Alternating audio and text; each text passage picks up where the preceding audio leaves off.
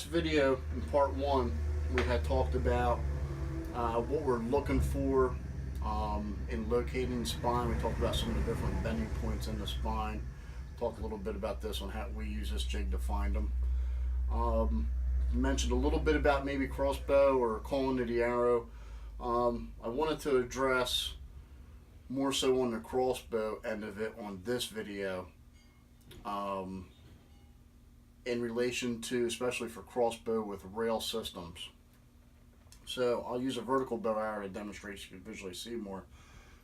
When you have a crossbow, it becomes very critical for the spine to react away from the rail. So that being said, when we place the cock vane on the spine located mark, we're essentially putting the, I guess you would say, the weaker side down.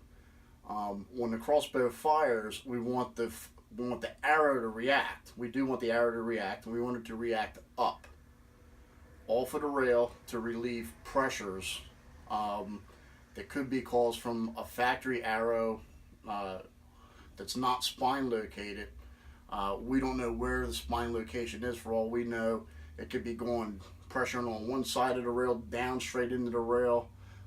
We simply don't know, but the point is that it's inconsistent and it causes pressure.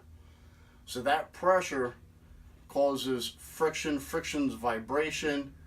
That takes away from your shot and the overall efficiency of the shot. It's not that you can't get good results, because there is repeatability. A broken clock is still right twice a day. But you want to eliminate that idea as much as possible, that you have pressures going into the rail, because if you have energy loss, it's less ethical for your game.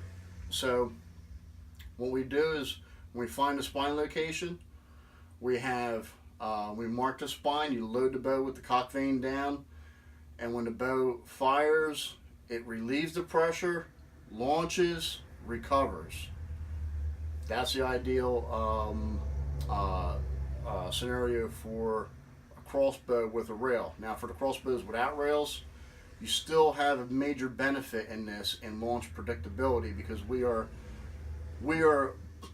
know that direction now. We know the flexing point of the arrow now.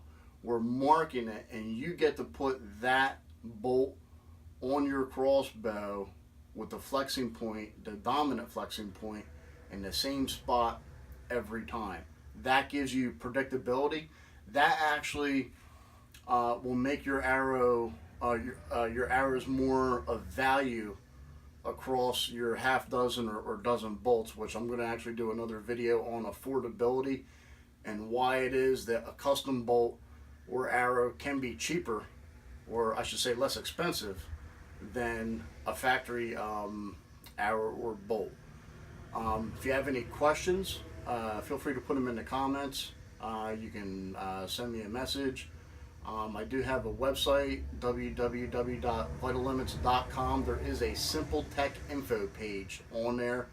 It goes over some of the common stuff that I get in the shop regarding questions. It does go over this in the crossbow end of it.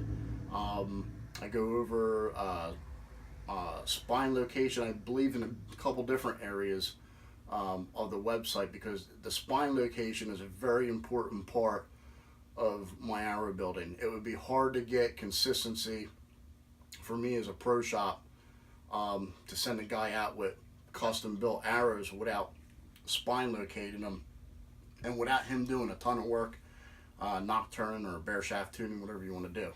So if you have any questions, hit me up and I'll do what I can to answer. Thanks.